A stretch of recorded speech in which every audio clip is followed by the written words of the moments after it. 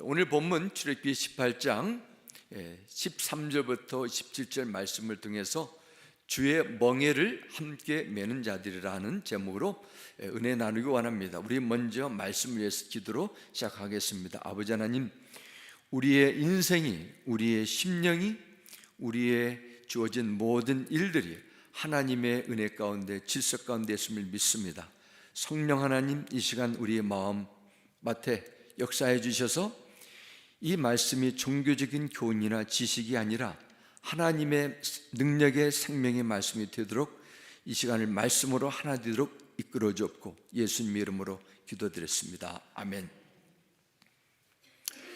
정치가든 비즈니스를 운영하는 기업가든 야구나 또 미국에는 풋볼 또 베이스볼 같은 스포츠 팀을 운영하는 일이든지 많은 사람들이 예전이나 지금도 앞으로도 리더를 동경하고 부러워하고 또 그 자리에 올라가길 원하고 원해왔습니다. 리더에게는 명예와 특권과 인기와 또한 물질적인 보상이 주어지기 때문입니다. 그러나 리더에게는 이런 좋은 점만 항상 있는 것이 아닙니다. 남보다 몇 배 많은 엄청난 책임과 그에 대한 책임에 대한 또한 결과를 묻는 일이기 때문에 그렇습니다. 책임감과 또한 특권과 의무가 반드시 따르기 때문입니다. 자그마한 잘못에도 엄청난 비난이 화살이 돌아올 수가 있고 큰 위험에 대한 대가를 자기 스스로 다 맡아야 될 준비가 되어야 되기 때문입니다. 그럼에도 오늘 사람에게는 리더가 되기를 원하고 또한 자기의 기대에 자기의 필요를 충족해 줄 수 있는 그러한 리더를 찾고 따르기를 갈망하는 시대가 있습니다. 분명한 사실은 성경에서 말씀하는 리더가 있는데 이것은 세상에서 존재하는 특별한 능력, 내가 사람들이 기본적으로 가지고 있는 자격 요건을 갖춘 사람이 아니라는 것입니다. 하나님께서는 각 시대마다 강력하게 역사하실 때가 있는데 하나님은 자신의 지혜와 믿음 그리고 성령을 나누어 준 사람을 통해서 세우셨습니다. 주님은 우리 모두에게 너희는 세상의 빛과 소금이라 말씀하셨습니다. 우리가 세상에서 알게 모르게 리더, 영향을 주는 리더의 부름이 있다는 것입니다. 베드로전서 2장 9절부터 10절 말씀 보면 그리스도인으로서 네 가지 영적 신분을 말씀합니다. 네 가지 신분은 첫째는 택하신 족속이요, 두 번째는 왕같은 제사장이요, 세 번째는 거룩한 나라요, 네 번째는 그의 소유된 백성이라 말씀합니다. 하나님께서 우리 모두에게 이런 존귀한 신분을 주신 이유에 대해서 말씀합니다. 이것은 어두운 데에서 우리를 불러 귀한 빛에 들어가도록 하기 위한 목적이 있다고 말씀합니다. 이것은 예수를 믿고 입술로 고백하고 그분을 따르는 여러분 모두는 여러분의 가정이나 사회나 교회에서 어떤 위치에서 어떤 일을 하시든지 하나님 앞에 쓰임받는 사명이 있음을 기억하셔야 됩니다. 오늘 주시는 말씀을 통해서 하나님 나라는 하나님께서 어떻게 세워나시는가, 어떤 사람을 사용하시는가, 이런 성경적인 비결을 배워서 여러분이 하나님 앞에 더욱더 존귀하고 영향력 있는 하나님의 나를 위해 쓰임받는 그런 믿음 생활로 이어지길 주의 이름으로 축원합니다. 그러면 하나님은 어떻게 일하시나? 첫 번째는 하나님은 사람을 통해서 일하십니다. 사람을 통해서 이 세상을 향한 뜻을 이루신다는 것입니다. 오늘날 여러분도 너무 잘 아는 것처럼 문명은 사람을 빼고 대신 기계를 넣고 컴퓨터 자동화로 만들고 로봇을 개발합니다. 드론 같은 무인 항공기, 무인 자동차, 사람이 빠진 무언가를 더욱더 추구하는 시대에 있습니다. 슈퍼마켓에 가면은 캐시어 대신에 스캐너가 기다리고 있습니다. 점점 이제는 AI라는 인공지능의 천문학적인 급속도의 그 발달이 나가지고 휴머노이드 로봇이라는 그런 인간의 똑같은 모양을 갖추고 인간이 할 수 있는 것보다 훨씬 더 많고 다양한 것을 할 수 있다, 그렇게 해서 사람들에게 많은 호기심과 이제는 기대를 또한 두려움을 주는 그 시대가 도래해 왔지 않나 생각하고 있습니다. 전에는 그냥 기계에서 팔로 로봇에서 조립하는 그런 정도 됐는데 사람을 가지고 사람과 대화하고 반응하고 사람보다 훨씬 더 많은 일을 자유롭게 하고 주고받는 그런 일들이 앞으로 어떻게 이루어질 것인가, 인간을 대체하고자 하는 그런 사단의 계기가 여기도 있음을 우리는 알아야 됩니다. 며칠 전에 미국 뉴욕타임즈에 미국 최대 기업으로 올라간 아마존이라는 회사가 어떻게 해서든지 16만 명의 직원을 쓰지 않는 그 전략을 아주 조직적으로 가지고 있는데 그 전략을 폭로한 기사가 실렸습니다. 지금도 매주마다 쏟아져 나오는 미국에 있는 내용 보면 그렇지 않습니까? 몇십 퍼센트를 몇몇 명을 AI로 대체하고 이제는 앞으로 그런 일이 더 빠르게 급속히 일어날 것이라. 슬프게도 언젠가부터 사람들은 사람을 부담스러운 존재로 여기기 시작했습니다. 기업에서 생산성을 높이고 이익을 극대화한다는 명분을 가지고 사람이 줄 수 있는 능력 잠재력을 무인 기계로 AI로 바꾸는 시도를 계속 해오고 앞으로 할 것입니다. 이것은 세상 기업의 원리입니다. 어떻게 해서든지 이윤을 추구하자 하는 것이죠. 그리고 또한 죄로 타락한 인간의 마음의 경향이 있습니다. 사탄의 전략은 두 가지입니다. 인간을 하나님처럼 만들고 착하게 만드는 그런 경향이 있고, 또 사탄은 또 다른 전략은 인간을 인간이 아니라 동물, 아주 그 이하의 물질과 같은 존재로 전략하고자 만드는 이 거짓을 사용한다는 것입니다. 바로 공산주의가 그렇지 않습니까? 유물론적인 사상을 가지고 인간은 인간이 아니라 그냥 물질을 해가지고 무수한 생명을 서슴없이 빼앗는 그런 일들이 일어나고 있습니다. 이 사단의 전략입니다. 성경 전체를 보면은 변함없이 보여주는 하나님의 관심이 있는데 AI도 로봇도 아니고 컴퓨터도 아니고 하나님께서 보시는 관심의 대상은 사람입니다. 사람. 또한 사람을 통해서 일하십니다. 구약 성경을 보면은 사람 이야기가 다 쌓여 있습니다.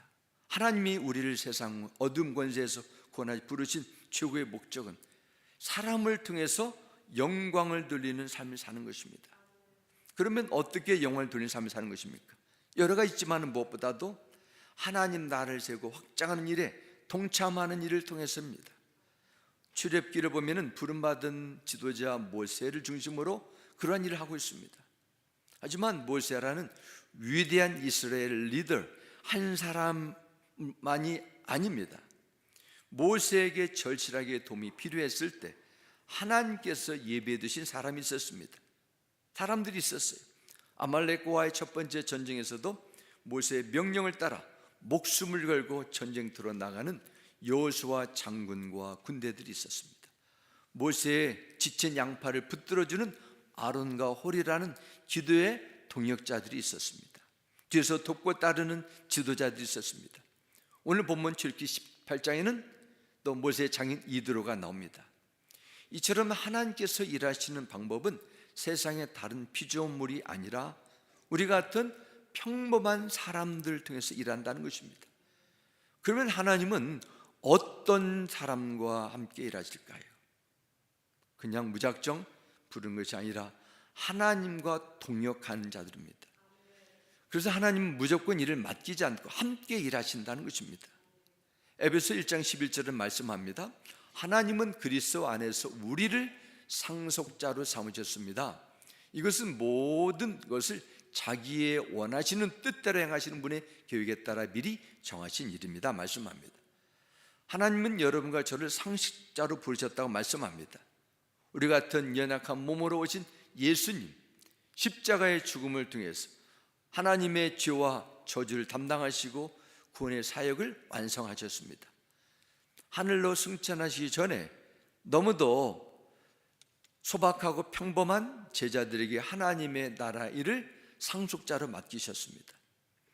이것을 위해 여러분을 부르셨음을 믿는다면 여러분의 마음이 이제는 하나님과 함께 일할 수 있도록 준비되셔야 됩니다. 내가 바라고 갈망하는 것들이 있는 것처럼 하나님께서도 하나님 나라에 대한 소원이 있음을 알게 되고, 나의 관심과 내 기대가 하나님과 점점 평행성으로 가야 된다는 것입니다. 하나님께서 좋아하시는 것, 하나님께서 소원하시는 무엇인가에 대한 그런 마음의 열망이 있어야 돼요. 우리가 매주 수요일마다 지금 주기도문에 대해서 배우고 있습니다. 우리 지난주에 나눴습니다. 뜻이 하늘에서 이루어진 것 같이 땅에서도 이루어지이다 말씀합니다. 쉽게 설명해 드리면 하나님께서 소원하시고 기뻐하는 것이 오늘을 사는 내 인생 속에서 나타나기 원합니다. 주기도문 기도입니다. 하나님의 소원이 나의 소원이 되게 하여 주옵소서. 하나님의 계획과 목적이 오늘 내가 그분과 함께함을 통해서 나타나게 해주시도록 나를 사용하여 주옵소서. 이 주기도문의 기도에 담겨진 의미입니다. 그러므로 우리는 기도 속에서, 마음의 고백 속에서 이러한 내용이 나타나야 됩니다. 아버지 하나님, 하나님께서 사람을 통해서 일하신다고 하셨는데 저를 사용하여 주옵소서. 힘드신 일 있으면 주님 저에게 말씀하셔 주옵소서. 필요하신 일 있으면 주님 저에게 알려주시옵소서. 제가 어떤 일을 마다하지 않고 그 자리를 제가 메꾸겠습니다. 이처럼 내 마음이 주님을 향한 사랑과 관심을 향할 때 어떤 형편에 있든지 하나님의 마음을 시원케 해드리고 하나님 나라의 귀한 동역자로 쓰임받기를 주님 믿습니다. 그러면 하나님은 사람을 통해서 일하시는데 하나님은 어떻게 일을 하시는가 보겠습니다. 기업에서도 신입사원을 뽑을 때 아무나 무작위로 뽑지 않을 것입니다. 조건과 원칙이 있습니다. 하물며 하나님 나라를 위한 일할 사람이 그분의 일을 위해서 섬길 때 뽑는 일도 아무렇게나 할 수 없는 것입니다. 일꾼이 필요하고 리더가 되고 싶다 해서 되는 것이 아니라는 것입니다. 하나님께서 맡겨진 일을 끝까지 잘 열매 맺도록 하는 것이 필요하기 때문입니다. 이도로는 모세에게 능력 있는 리더를 선택하는 중요한 세 가지 조건을 말씀합니다. 출애굽기를 통해서 보는 지도자 모세는 어떤 사람입니까?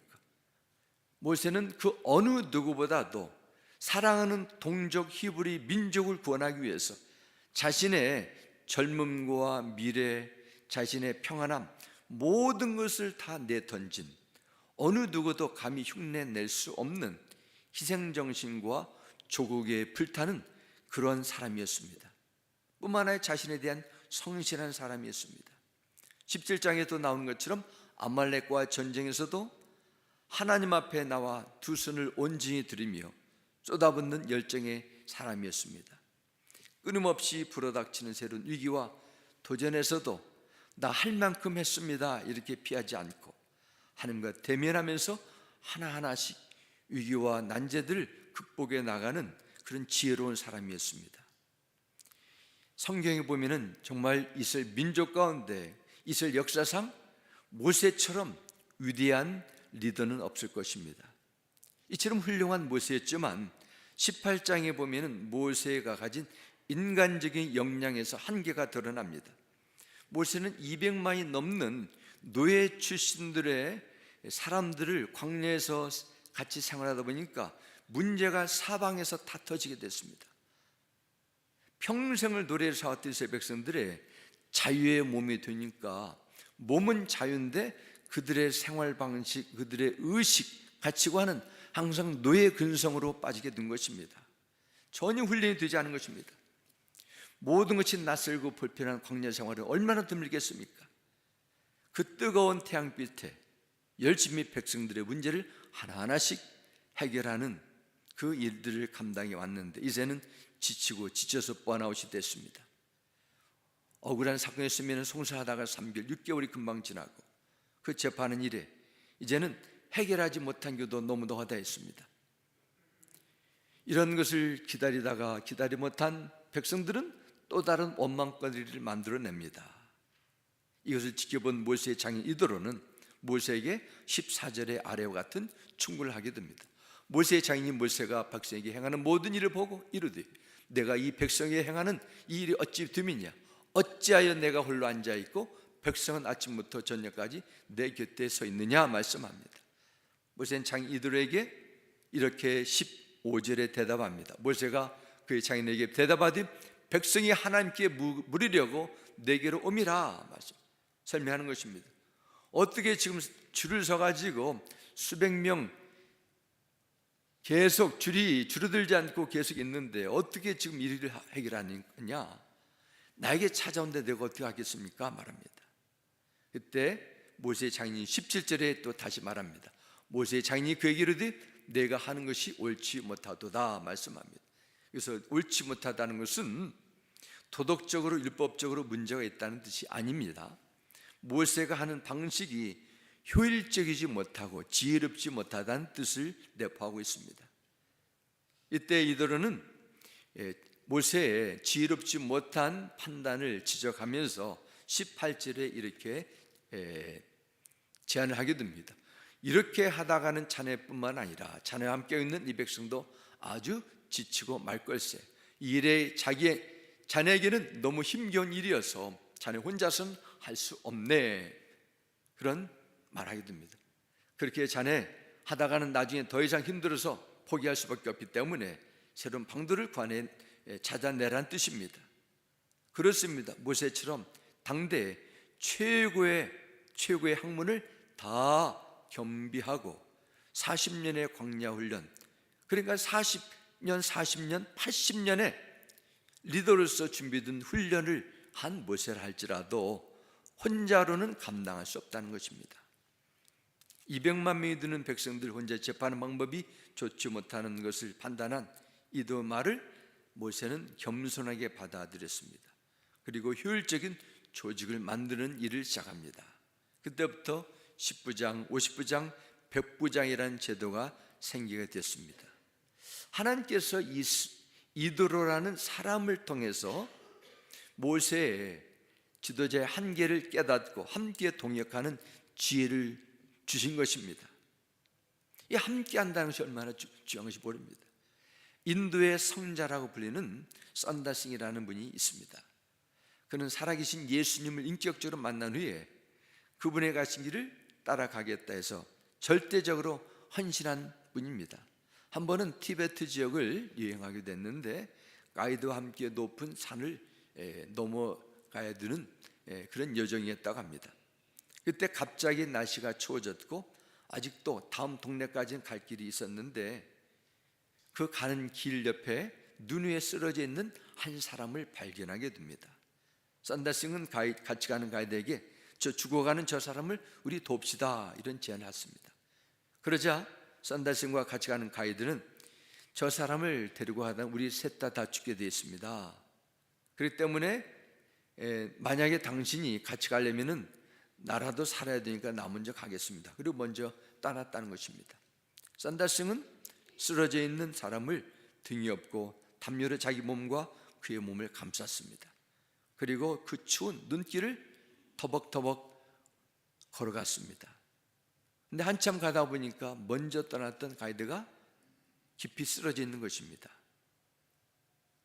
조금만 더 가면 말인데 추위에서 이기지 못하고 길에 쓰러져 얼어 죽게 된 것입니다.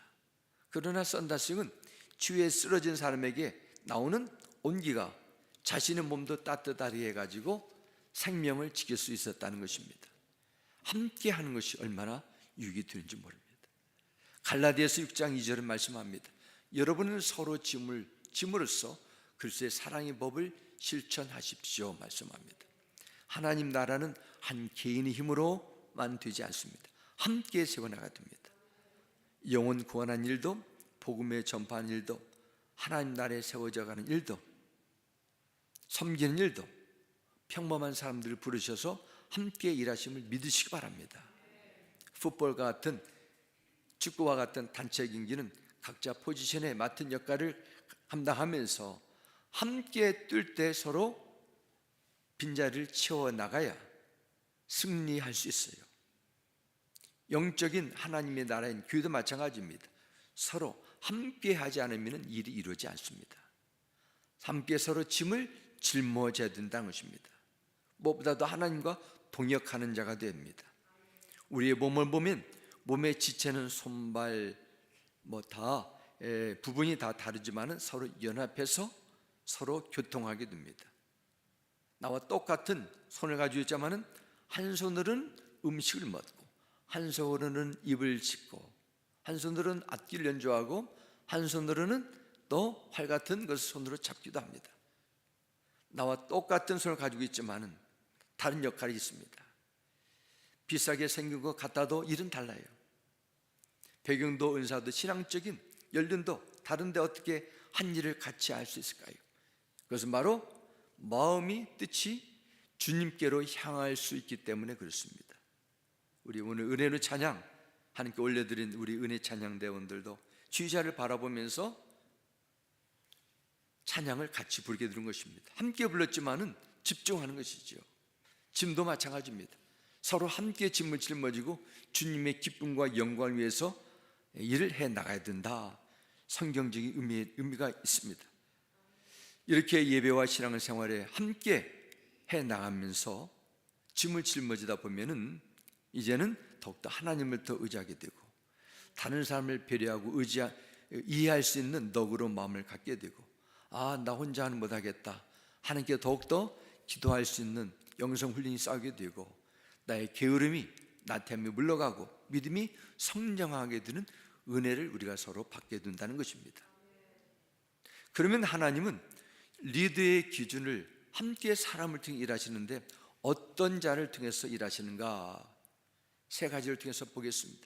첫 번째는 하나님을 두려워하는 지혜를 가진 자를 통해서 일하십니다. 21절 말씀 보겠습니다. 너는 또 온 백성 가운데서 능력 있는 사람들 곧 하나님을 두려워하며 말씀합니다. 진실함에 불우한 이익을 미워하는 자를 살펴서 백성 위에 세워 천부장과 백부장과 50부장과 10부장을 삼아 말씀합니다. 능력 있는 리더를 세워두는데 첫 번째 조건은 어떤 자예요? 하나님을 두려워하는 자라는 것입니다. 애굽에서 빠져나올 때 가졌던 본능적인 습관, 인생관, 간직에서 모세의 동역자가 될 수 없다는 것입니다. 재주만 있어 안 되고 내가 뭔가를 하고 싶다 해서 가진 뜨거운 열심만으로도 안 됩니다. 무엇보다도 하나님을 진심으로 경유하고 하나님의 권위를 인정하는 겸손한 자라 된다는 것입니다. 그런 자는 바로 하나님을 두려워하며 일을 할 수 있기 때문에 그렇습니다. 이 교회가 가진 영적인 이 공동체가 가진 특성 가운데 하나님을 두려워하는 자들입니다. 그런데 실상은 그런 교회도 많지만은 그렇지 않은 교회도 가끔 있습니다. 몇 주 전에 지난달에 제가 안타까운 소식을 듣게 됐습니다.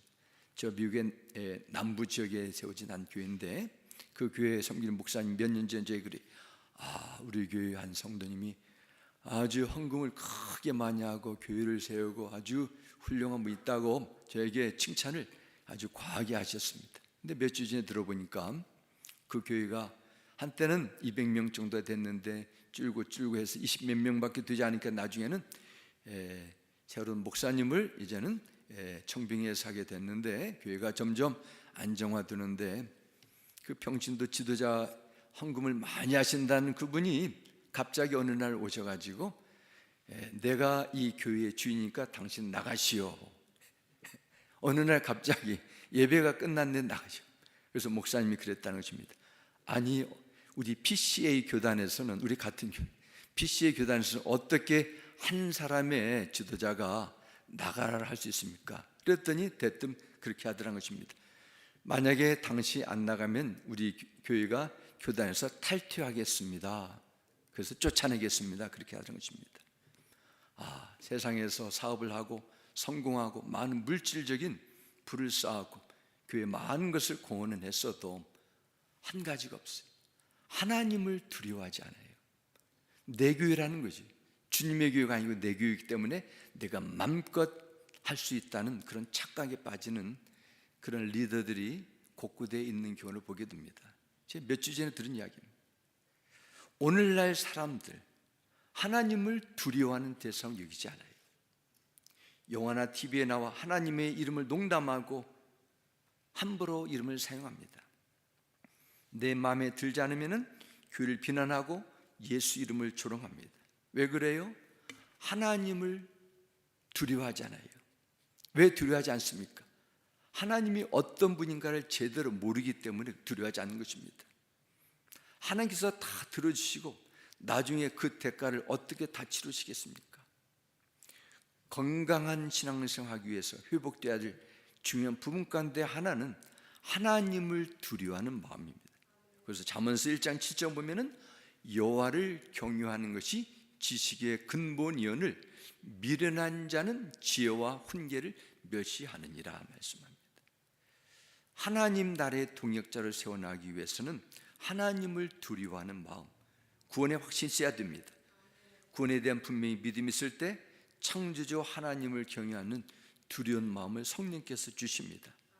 지성적으로 아는 하나님이 아니라 지금도 내 인생을, 이 세상 모든 만물을 불꽃 같은 눈동자로 지켜보는 살아계신 분으로 인식할 때 내가 하는 것, 내 모든 것이 달라질 수밖에 없습니다.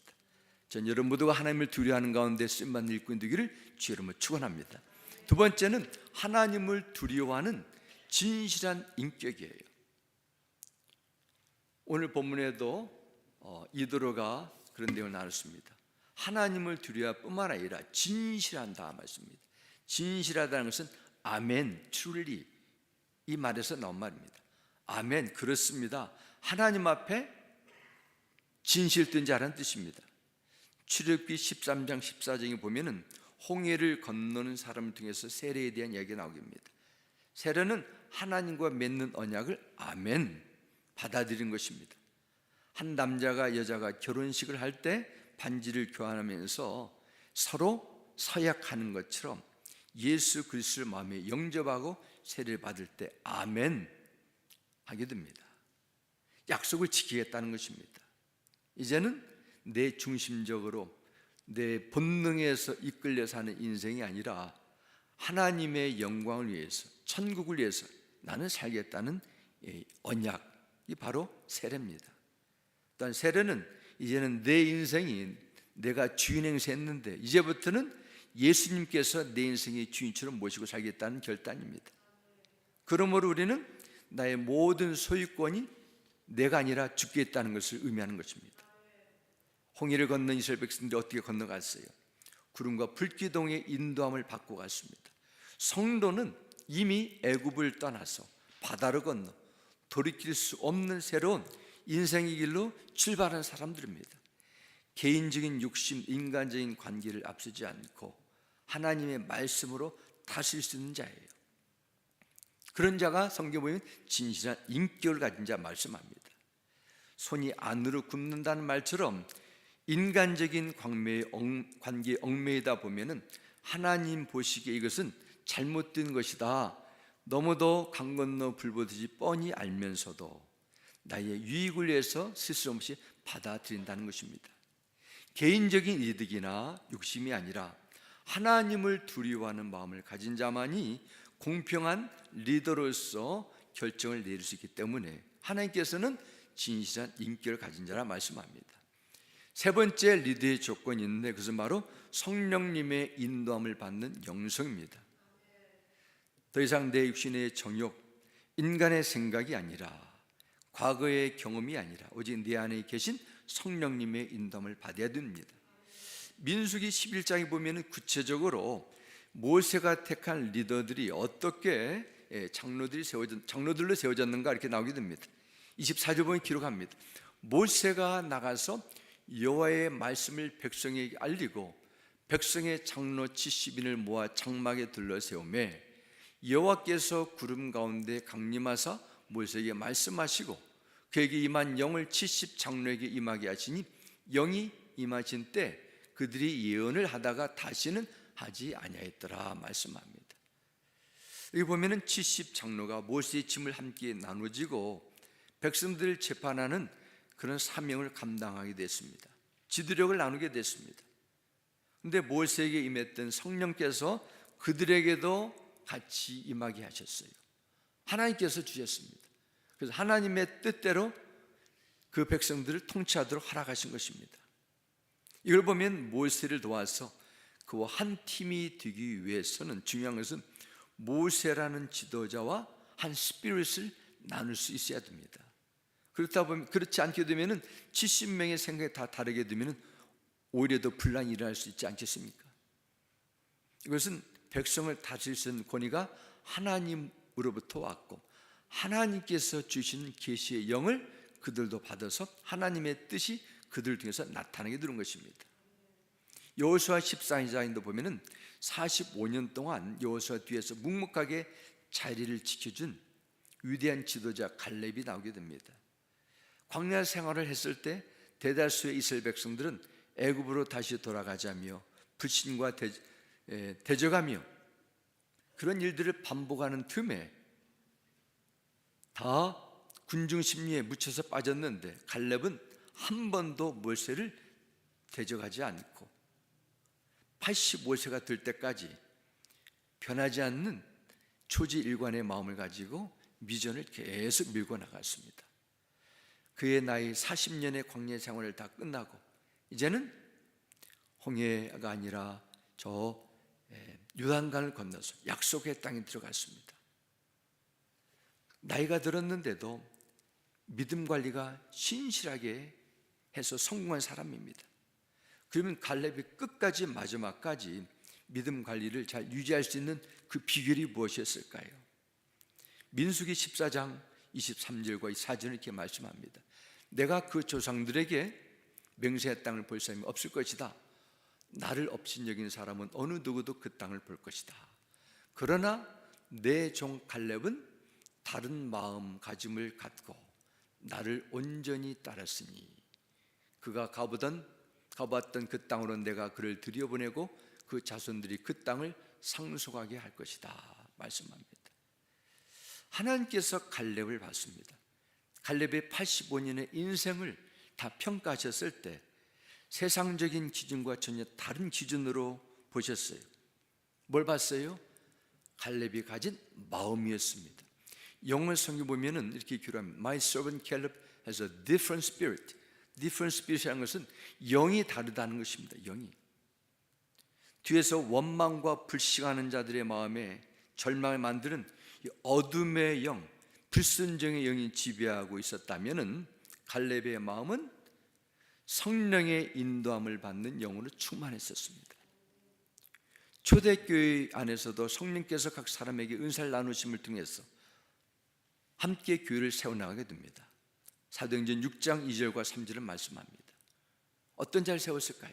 12사도가 모든 제자를 불러 이르되 우리가 하나님의 말씀을 제쳐놓고 접대를 일삼는 것이 마땅하지 아니하니 형제들아 너희 가운데서 성령과 지혜가 충만하여 칭찬받는 사람 7을 택하라. 우리가 이 일을 그들에게 맡기고 기록합니다.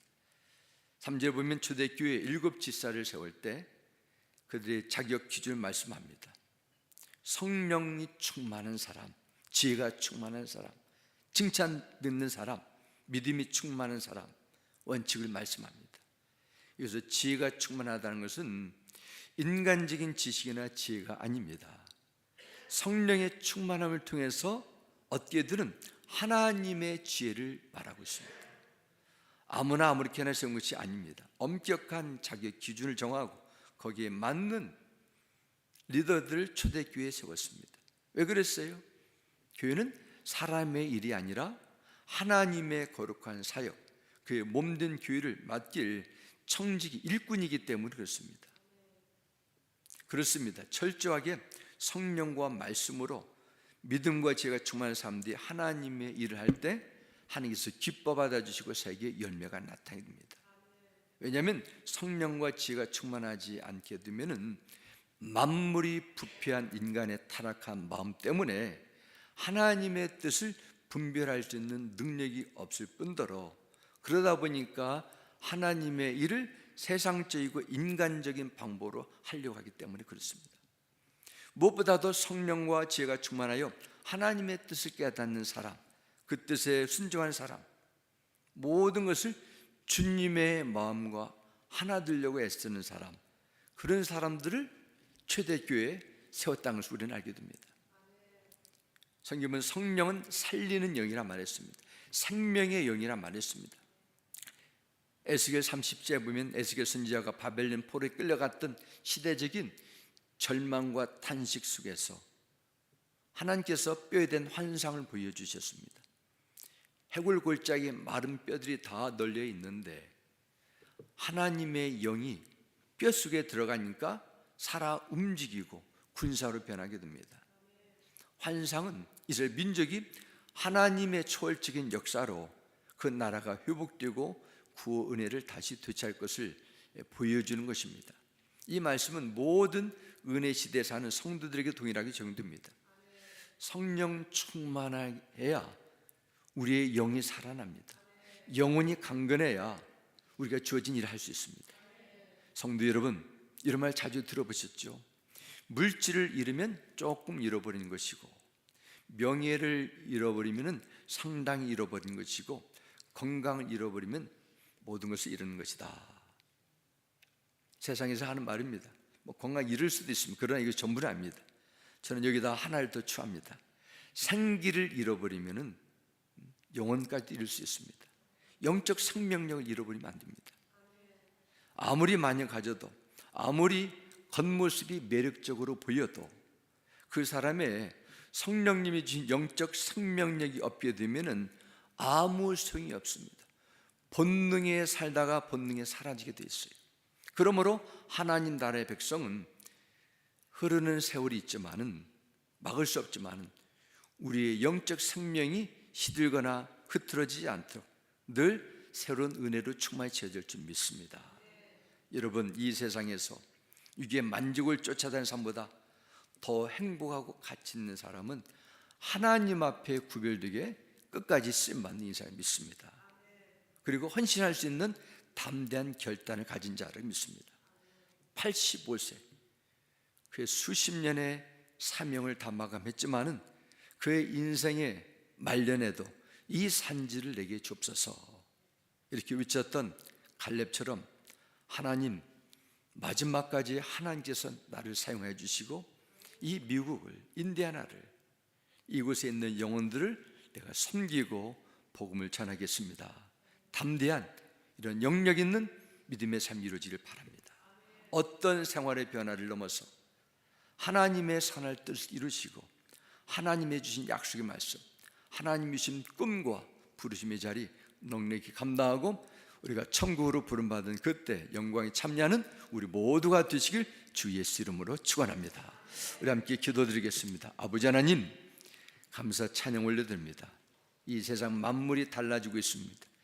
아버지 하나님, 인공지능으로 인해서 세상의 문명과 초고속 아버지 변화되는 이 시대 풍조 가운데 인간의 존엄성이 말살되고 무시되는, 인정되지 못하는 시대 속에서 하나님은 지금도 앞으로도 영원토록 사람을 통해서 일하심을 믿습니다.